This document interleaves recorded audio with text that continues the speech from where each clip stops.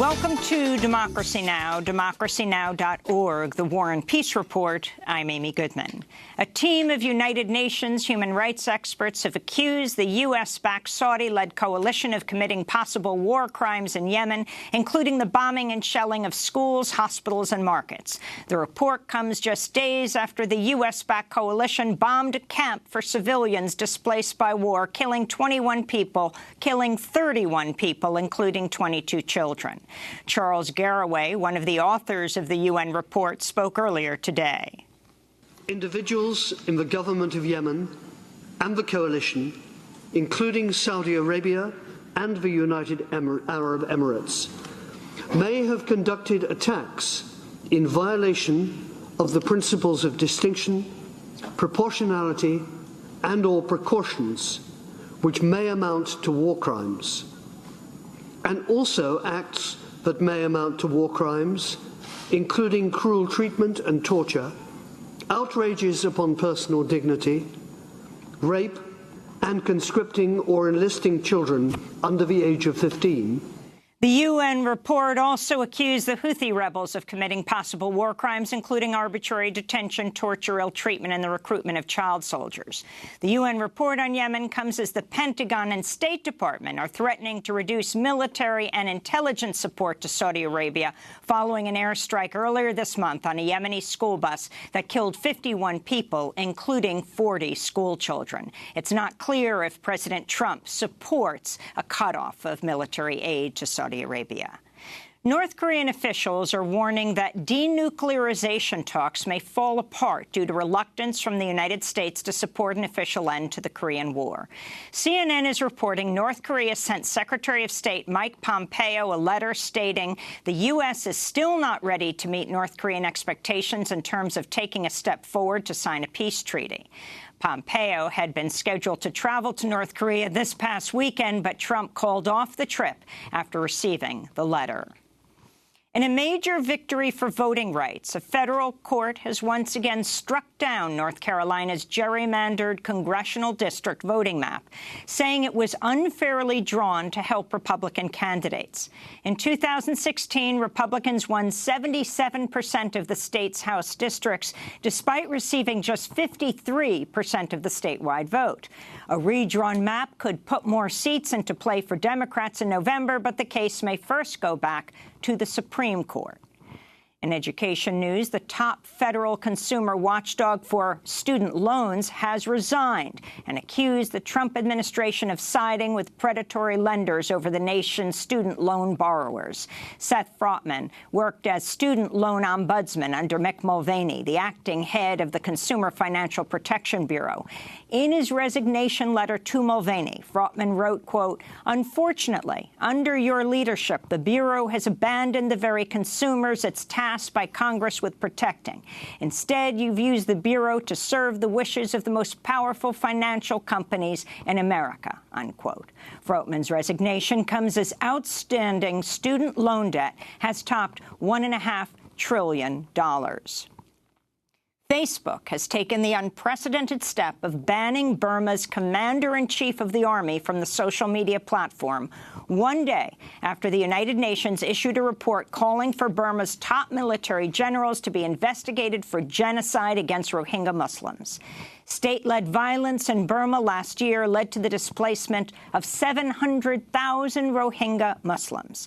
The UN also criticized Facebook for being a, quote, useful instrument for those seeking to spread hate. In trade news, the United States and Mexico have reached a preliminary agreement to revise portions of NAFTA, the North American Free Trade Agreement, but Canada has not yet agreed to any of the changes. On Monday, President Trump threatened new auto tariffs on Canada if talks don't succeed. While the deal with Mexico is just a preliminary agreement, Trump claimed a new trade deal replacing NAFTA had been reached. I like to call this deal the United States-Mexico Trade Agreement.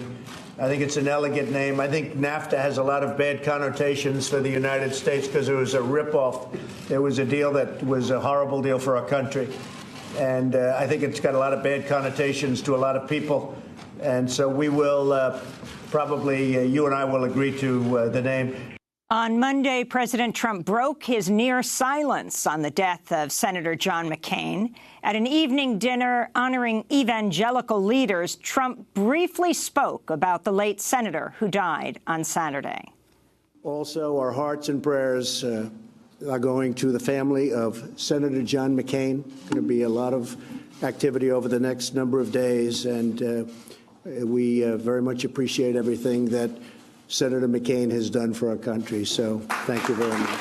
Trump had faced widespread criticism for initially rejecting a statement written by his aides praising Senator McCain.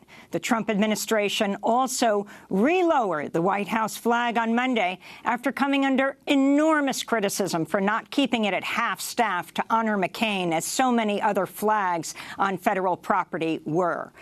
Trump had faced tremendous pressure from within his own party over his handling of McCain's death. On the floor of the Senate, Republican Senator Johnny Isakson of Georgia warned against anyone speaking ill of John McCain. But anybody who in any way tarnishes the reputation of John McCain deserves a whipping. Meanwhile, John McCain's family has released the late senator's final letter to the American people. McCain's former campaign manager, Rick Davis, read the letter. We weaken our greatness when we confuse our patriotism with tribal rivalries that have sown resentment and hatred and violence in all the corners of the globe. We weaken it when we hide behind walls rather than tear them down, when we doubt the power of our ideals rather than trust them to be the great force for change they have always been.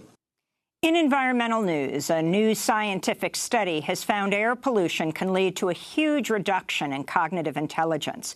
One of the study's authors, Shi Chen of the Yale School of Public Health, said, quote, polluted air can cause everyone to reduce their level of education by 1 year, which is huge. The study, which was based in China, also suggests pollution can lead to increases in Alzheimer's and other forms of dementia. In media news, CNN is reporting Bloomberg News reassigned a reporter who covered Wells Fargo after the bank's CEO complained about a story where the bank was described as the, quote, preferred financier for the U.S. gun industry, unquote. The story revealed how the bank had helped two of the biggest U.S. firearm and ammunition companies access $430 million in loans and bonds since 2012. Senator Elizabeth Warren reacted to the news by tweeting that Wells Fargo customers, quote, would be better off if CEO Tim Sloan focused more on addressing the dozens of scandals plaguing his bank and less on getting a good journalist reassigned for doing his job, which includes reporting on those scandals.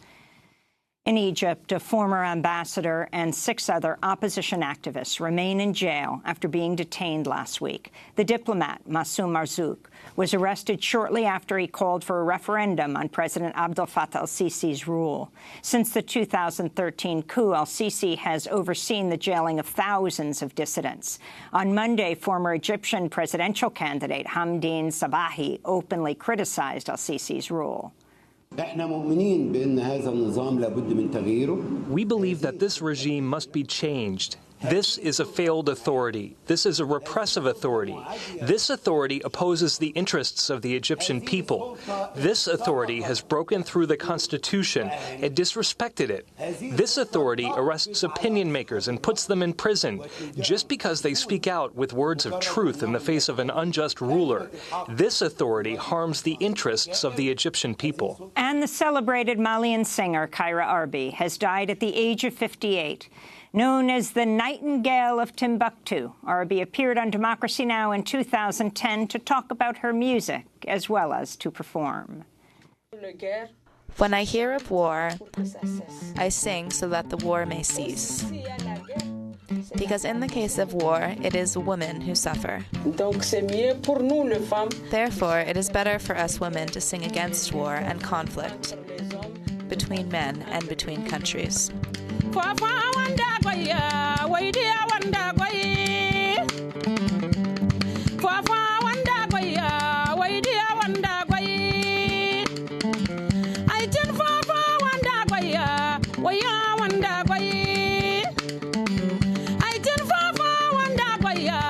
Musau Aulita RB died in Bamako, Mali on August 13th. She was 58 years old. To see our interview and her performance in the studios of Democracy Now!, go to democracynow.org.